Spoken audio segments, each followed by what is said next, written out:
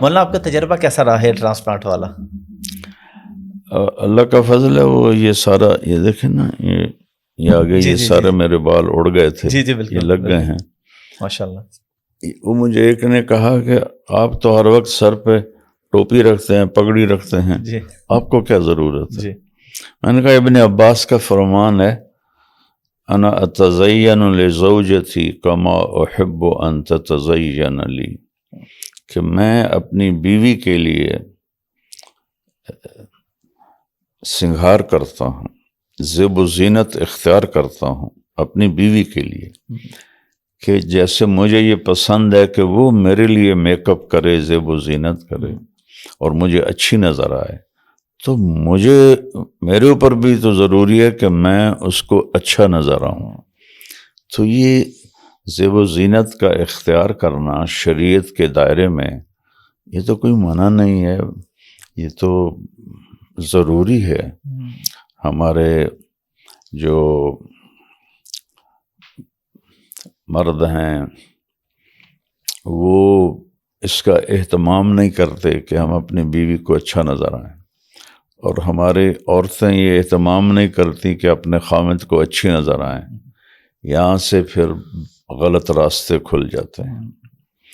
آپ نے ایک حدیث میں فرمایا کہ جنت کی حور اپنے خامد کے لیے اس طرح زیب و زینت اختیار کرے گی جیسے سلمہ اللہ کے رسول کے لیے کرتی ہے۔ اللہ اکبر۔ اپنی ایک بیگم کا نام لے کے فرمایا جیسے سلمہ اللہ کے رسول کے لیے زیب و زینت اختیار کرتی ہے۔ تو یہ اسلام کا حکم ہے، اسلام نے اس کی اہمیت رکھی ہے کہ آپ لوگوں میں شکل تو میں نہیں بدل سکتا جی، لیکن اپنی وجاہت اس کو قائم رکھنا یہ بہت ضروری ہے۔ اب مجھے ایک حدیث یاد آ گئی کہ دمشق میں ایک صحابی تھے، تو وہ ایک مجلس لگی ہوئی تھی، اس میں ابو درداء رضی اللہ عنہ بھی بیٹھے تھے۔ وہ گزرے تو ابو درداء نے کہا کوئی اللہ کے نبی کی بات ہی سنا دیں، کلمۃ تنفعنا ولا تضرک، ایسی بات سنا دیں جو ہمیں نفع پہنچائے، آپ کو نقصان نہ ہو۔ تو انہوں نے کہا کہ اللہ کے نبی نے فرمایا اپنی احسنوا رحالکم، اپنی سواریوں کو بناؤ، سنگھار کے ساتھ رکھو، اور احسنوا احوالکم، اپنے کپڑا لیتا وہ بھی اچھا بنا کے رکھو، یہاں تک کہ تم محفل میں حتی تکونوا کالشامۃ فی المجلس، حتی کہ تم محفل میں ایسے نظر آؤ جیسے چہرے پہ تل نظر آتا ہے، اللہ اکبر، اتنے نمایاں نظر آؤ جیسے چہرے پہ تل نظر آتا ہے۔ جب سونا حرام نہیں ہوا تھا تو ایک صحابی نے اپنے بیٹے کو بھیجا کہ اللہ کے نبی کے پاس کچھ آئے ہیں کپڑے، میرے لیے ایک جوڑا لے کے آؤ۔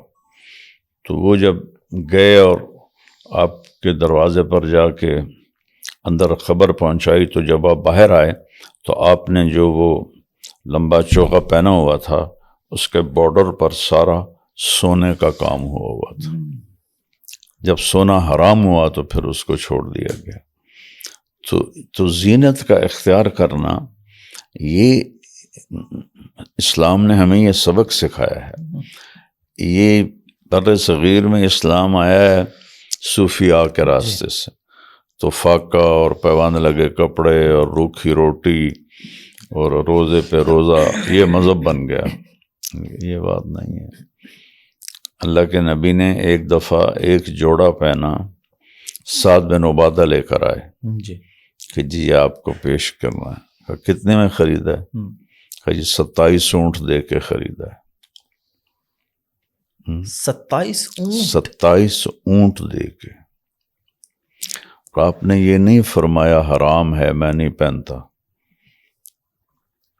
آپ نے وہ پہنا، وہ پہن کے اتار کے واپس کر دیا کہ اس کی بھی اجازت ہے، اگر اللہ نے کسی کو رزق حلال دیا ہے اور اس سے وہ حلال زینت اختیار کرتا ہے تو جائز ہے. اسلام صرف غربت کا ماڈل تو نہیں پیش جی جی کرتا. بالکل.